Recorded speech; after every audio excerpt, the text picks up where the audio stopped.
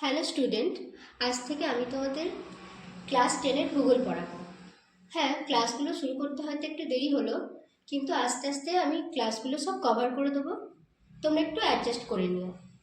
হ্যাঁ, তো প্রথমেই চলে আসি আজকের বিষয়ে। তোমরা তোমাদের বইয়ের সূচিপত্রটা দেখলে বুঝতে পারবে যে তোমাদের প্রথম চ্যাপ্টারটা হচ্ছে বহির্জাত প্রক্রিয়া ও তাদের দ্বারা সৃষ্ট ভূমি।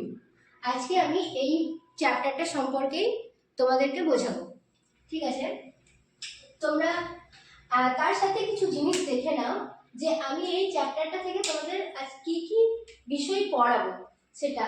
যেমন হচ্ছে ধরো তোমাদের বলে দিই, বহির্জাত প্রক্রিয়া কি, বহির্জাত প্রক্রিয়ার কি বৈশিষ্ট্য, কোন কোন অঞ্চলে কোন কোন শক্তি কার্যকরী হয়, পর্যায়ন কি, অবনমন ও আরোহণের পার্থক্য, এবং শেষে আমি তোমাদের ছবি ও কিছু অনুশীলনী প্রশ্ন দেব।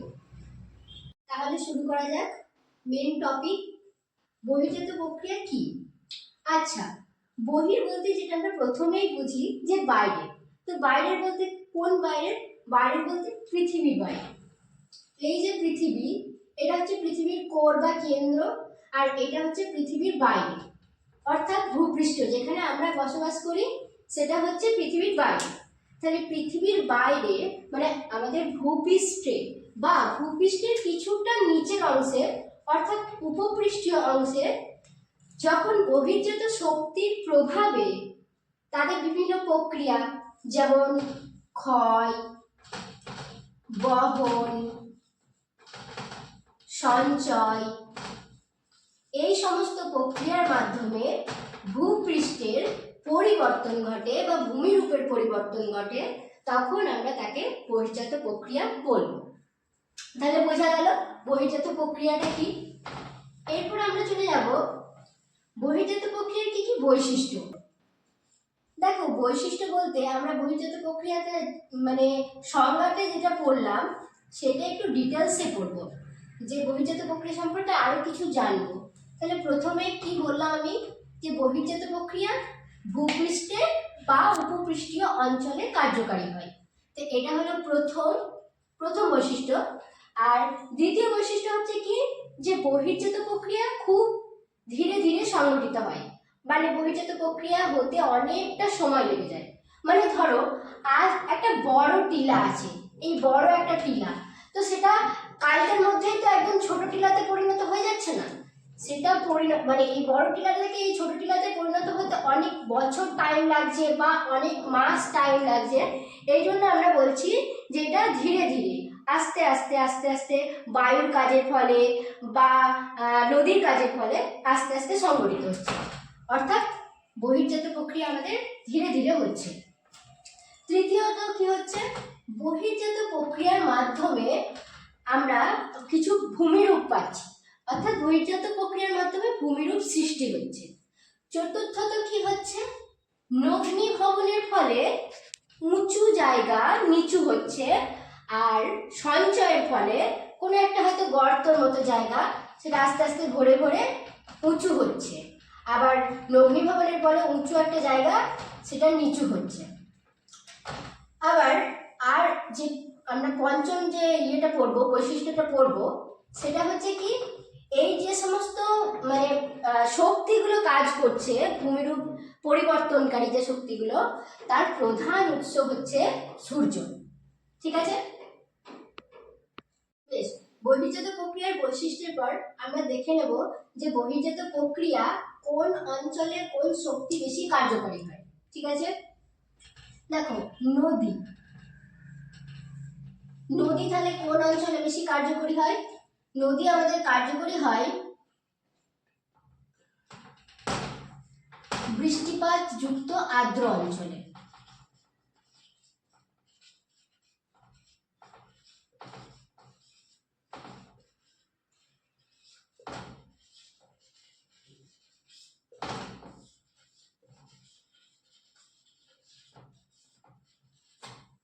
তারপর হচ্ছে হিমবাহ,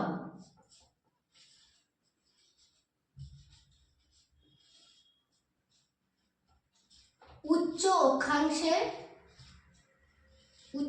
অক্ষাংশে পার্বত্য অঞ্চলে।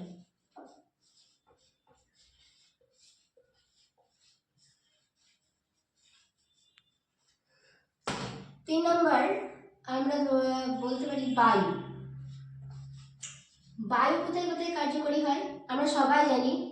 বায়ু মরুপ্রায় অঞ্চল বা মরু অঞ্চল, এই অঞ্চলগুলোতে বায়ুর ক্ষয় কাজ, সঞ্চয় কাজ, বহন কাজ এগুলো কার্যকরী হয়।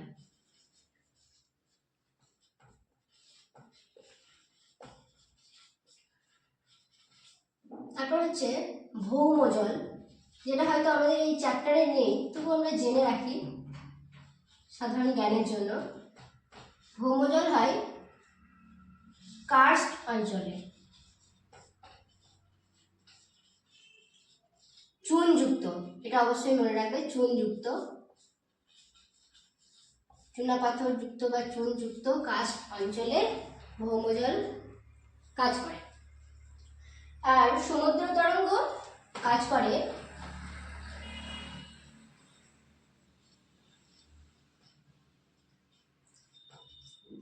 উপকূল অঞ্চলে।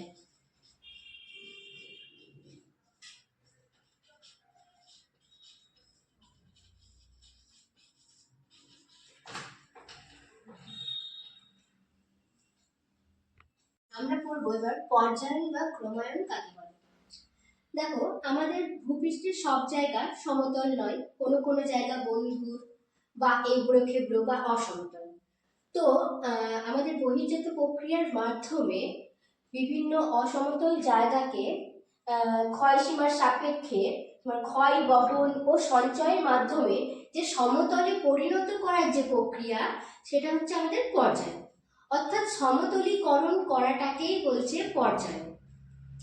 দেখো, প্রথম চ্যাম্বারলিন ও স্যালিসবিউরি এই দুই বিজ্ঞানী প্রথম পর্যায়ন কথাটি প্রথম উচ্চারণ করেছিলেন বা ব্যবহার করেছিলেন, ঠিক আছে, বা পর্যায়ন বা গ্রেডেশন বলতে পারো, গ্রেডেশন কথাটা ব্যবহার করেছিল।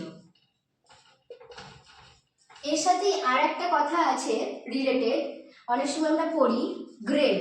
গ্রেড কথাটি কে প্রথম ব্যবহার করেছিলেন এটা বলবে বিজ্ঞানী জি.কে. গিলবার্ট প্রথম গ্রেড কথাটা ব্যবহার করেন, ঠিক আছে। দেখবো অবরোহণ আর আরোহণ কাকে বলে। দেখো, অবরোহণ হচ্ছে পুঞ্জিত ক্ষয়, আবহ বিকার, হিমবাহ, নদী প্রভৃতি শক্তির ক্ষয়ের ফলে, মানে সবই ক্ষয়কার্য বা বহন কার্য এসবের ফলে, ক্ষয়কার্যের ফলে মেনলি যে উচ্চভূমি ক্ষয় সাধন করে নিম্ন একটা ভূমিতে পরিণত হচ্ছে, সেটাকে আমরা বলছি অবরোহণ। আর আরোহণ কাকে বলছি, ধরো যে প্রক্রিয়ার মাধ্যমে কোনো একটা নিম্নভূমি, তার পাশে বালি, কাঁকড় বা কাদা এই সমস্ত বিভিন্ন পদার্থ ওই নিম্নভূমিতে জমা হয়ে যখন নিম্নভূমিটা আস্তে আস্তে উঁচু হচ্ছে, তখন তাকে আমরা বলছি আরোহণ। দেখো, অনেক সময় অবরোহণ আর আরোহণের মধ্যে একটা কনফিউশন থেকেই যায়, হয়তো পরীক্ষার হলে মনে পড়ে না যে কোনটা কি বা কোনটা কি ছিল সেটা। তো আমি তোমাদের একটা জিনিস তোমাদের মনে রাখার জন্য, সুবিধার জন্য বলে দিই। তোমরা অনেক সময় এই কথাটা শুনেছো তো, যে আমরা বলি যে পর্বত আরোহী বা আরোহণ করা মানে ওঠা। তাহলে আমরা যদি আরোহণটা মনে রাখতে পারি যে আরোহণ জিনিসটা কি, তাহলে অবরোহণটা আরামসেই আমরা মনে রাখতে পারবো। দেখো, ওঠা বলতে যেরকম আমরা বলছি আরোহণ, সেরকম এই সংজ্ঞাটা যদি আমরা একটু লক্ষ্য করি যে কোনো একটা নিম্ন ভূমি, ঠিক আছে, তো তার পাশে ধরো এরকম অনেক কিছু বালি, কাদা বা কিছু আছে, তো আস্তে আস্তে সেটা কি করছে, সেই বালি কাদাগুলো এই নিম্নভূমিতে জমা হচ্ছে, ঠিক আছে, জমা হচ্ছে জমা হচ্ছে, জমা হতে হতে কি হচ্ছে, তাহলে এই ভূমিটা কিন্তু আস্তে আস্তে উঁচু হচ্ছে, এই উঠছে এই সঞ্চয়ের মাধ্যমে। তাহলে উঠছে, তো মানে ওঠাটাকে তাহলে আমরা এক কথায় আরোহণ বলতে পারি।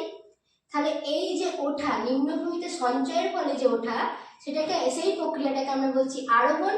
আর যেটাতে আমরা উচ্চভূমির ক্ষয় সাধন করছে, উচ্চভূমিটা আস্তে আস্তে আস্তে ছোট কোনো একটা শিলা মানে টিলাতে পরিণত হচ্ছে বা শিলাতে পরিণত হচ্ছে, তখন এই যে ক্ষয় সাধন সেটাকে বলছি অবরোহণ। দেখো, তোমরা যদি যে কোনো পার্থক্য, এটা অবরোহণ বা আরোহণ বলে নয়, অন্য যে কোনো পার্থক্য তোমরা যদি বৈশিষ্ট্যের মাধ্যমে লেখো তাহলে তোমাদের বৈশিষ্ট্যের পয়েন্টগুলো মনে রাখলে জিনিসটা মনে রাখতে খুব সুবিধা হবে। যেমন ধরো প্রথমে একটা সংজ্ঞা 1 নম্বর পয়েন্ট দিলে, তারপর অন্য কোনো পয়েন্টগুলো আস্তে আস্তে মনে রাখলে। তাহলে প্রথমেই আমরা চলে যাই অবরোহণ। প্রথমে সংজ্ঞাতে চলে যাই যে উচ্চভূমির ক্ষয় সাধন হচ্ছে অবরোহণ, 1 নম্বর পয়েন্ট গেল। আর নিম্নভূমিতে সঞ্চয় মানে ক্ষয়জাত পদার্থ সঞ্চয়কে বলছি আরোহণ, 1 নম্বর গেল। 2 নম্বর হচ্ছে উচ্চতা।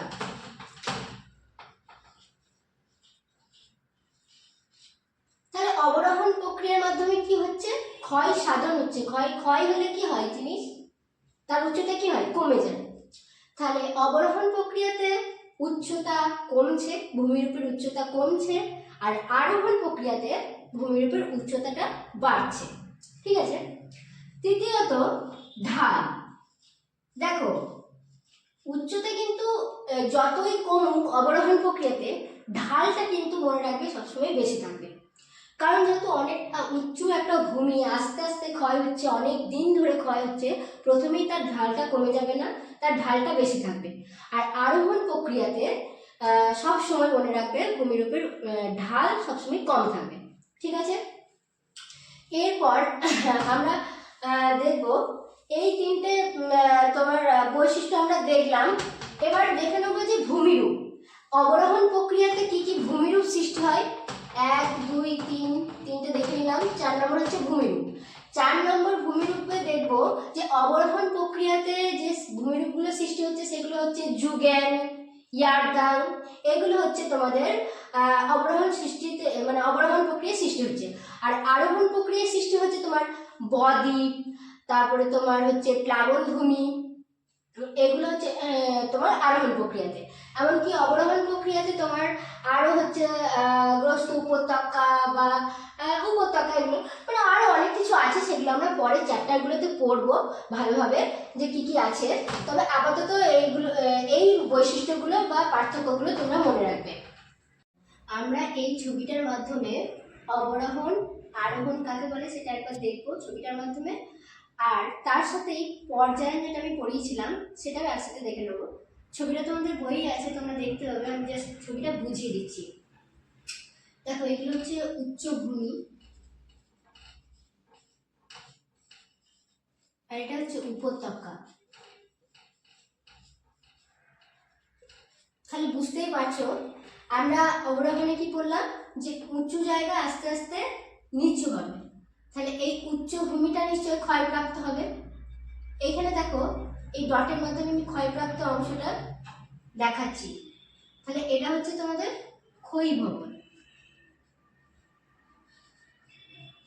মানে এখানে কি কাজ, কোন প্রক্রিয়াটা কার্যকরী হচ্ছে, অবরোহণ।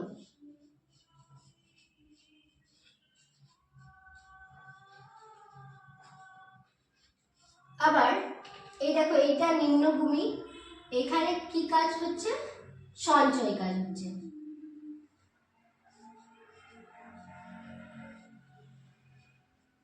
সঞ্চয় কাজ কিসে হয়, আরোহণ। সঞ্চয় হয়ে তবে তো সেটা ভূমিরূপটা উঠছে বা তার উচ্চতাটা বাড়ছে। তো হয়ে গেল, এটাতে আমরা বুঝতে পারলাম যে এই যে টিলাটা এটা ক্ষয় হয়ে এটা এতটা উঁচু ছিল, আস্তে আস্তে ক্ষয় হয়ে এরকম ভূমিরূপ সৃষ্টি করেছে। আবার এইটা আগে এই নিচু অবধি ছিল, সেটাতে পাশ থেকে বিভিন্ন ক্ষয়জাত পদার্থ ভর্তি হয়ে এটা সৃষ্টি করেছে কি, অবরোহণ প্রক্রিয়ার মাধ্যমে সৃষ্টি হয়েছে।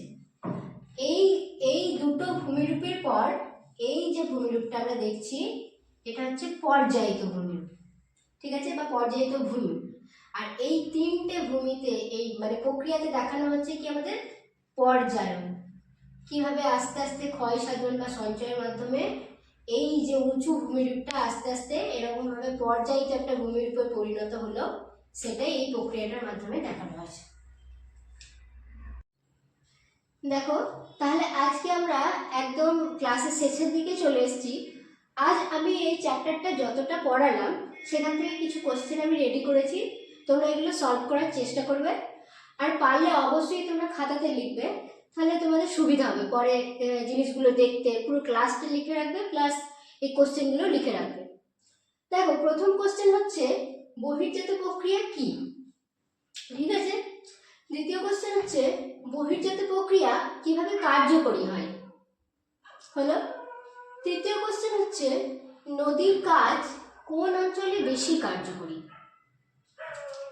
4 নম্বর কোশ্চেন হচ্ছে কি ক্রমায়ন বা পর্যায়ন কাকে বলে। তারপর অবরোহণ ও আরোহণের পার্থক্য লেখো। 6 নম্বর কোশ্চেন আমাদের পর্যায়ন কথাটি কে প্রথম ব্যবহার করে, বা পর্যায়ন কথাটি কোন বিজ্ঞানী প্রথম ব্যবহার করেছিলেন, ঠিক আছে। আমাদের 7 নম্বর কোশ্চেন আছে গ্রেড কথাটি কে প্রথম ব্যবহার করে। 8 নম্বর কোশ্চেনে চলে যায় নগ্নীভবন কাকে বলে, ঠিক আছে। এরপর তোমাদের 9 নম্বর কোশ্চেন আছে ক্ষয়ের শেষ সীমা কি। হ্যাঁ, আমাদের লাস্ট কোশ্চেন বা 10 নম্বর কোশ্চেন হচ্ছে ক্ষয়ীভবন কি, ঠিক আছে। তাহলে আজকের ক্লাসটা আমাদের এত দূর অবধিই থাকবে। কোশ্চেনগুলো তোমরা অবশ্যই লিখে নিও। ক্লাস যদি কোনো বুঝতে অসুবিধা হয় বা কোনো রকম কিছু হয় বা ক্লাস সম্পর্কে কিছু জানার থাকে, এই যে সমস্ত কোশ্চেনগুলো আজকে আমি দিলাম শেষের দিকে, হয়তো 1-2 কোশ্চেন আমি করাইনি বা পড়াইনি, তো সেগুলো সম্বন্ধে যদি কিছু জানার থাকে তোমরা অবশ্যই বলবে, আমি পরের দিন ক্লাসে আমি আলোচনা করে দেবো। আর ক্লাস যদি ভালো লাগে অবশ্যই বন্ধুদের সাথে শেয়ার করো, আর কোনো বুঝতে কোন জায়গায় অসুবিধা হচ্ছে সেটা অবশ্যই আমাকে বলো, ঠিক আছে।